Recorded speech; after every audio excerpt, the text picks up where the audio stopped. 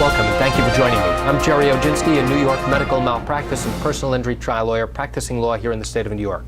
Today's topic is about accident cases, trip and fall cases, car, bus, bicycle accident cases, truck accident cases.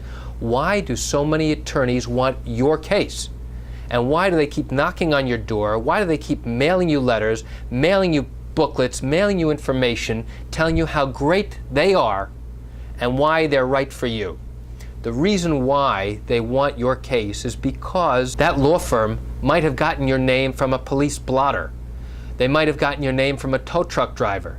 They might have gotten your name from somebody who was involved in your care and treatment at the hospital. And now they recognize that you might have a valid case and that your case might be worth an attorney's fee to them and might be worth compensation to you. The reason why they're sending you information is to let you know that they are available. Out of all the thousands of attorneys in New York State, they are available to you. Now let me ask you this question.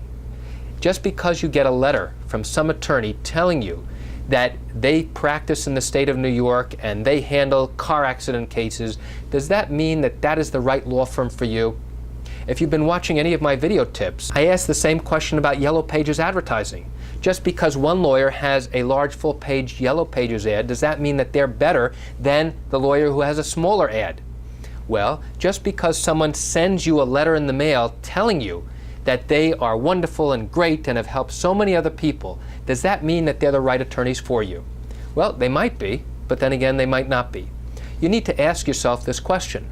How did they get my name? In the past, there have been people that lawyers call runners that would provide information to attorneys for a fee to give them information about accidents and accident victims, including their name, their date of birth, and the fact that they've been in a particular accident and their address, so that the lawyer can now send them information, letting them know who they are and what they can do for them. Historically, the attorneys who used runners suffered significant consequences and were either suspended or disbarred and lost their license to practice or were fined.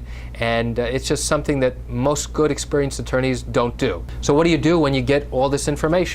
Well, you can either read it or you can throw it out. You have no obligation to contact any one of them. Well, what if the lawyer calls you and says, I'm the best attorney for you, I'm great, we've done so well for other people just like you, come to our office, or, even better, we can come to your home right now. Okay? What do you do at that point?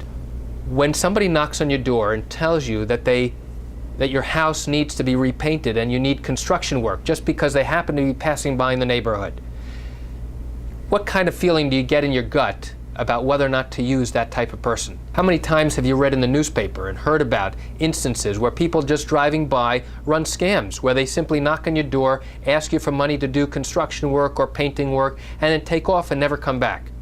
Well, the bottom line is, at least from my point of view, is don't ever accept an unsolicited bid from anyone, whether to do work on your home or anything else. If you need somebody to answer your questions from a legal perspective, you should be the one making the call.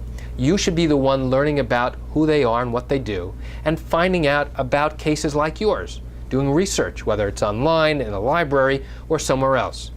That's the key. And once you make the effort to go ahead and find the attorney that's right for you, you'll become a better informed person, and you'll be able to make a better intelligent choice as to whether a particular law firm is right for you.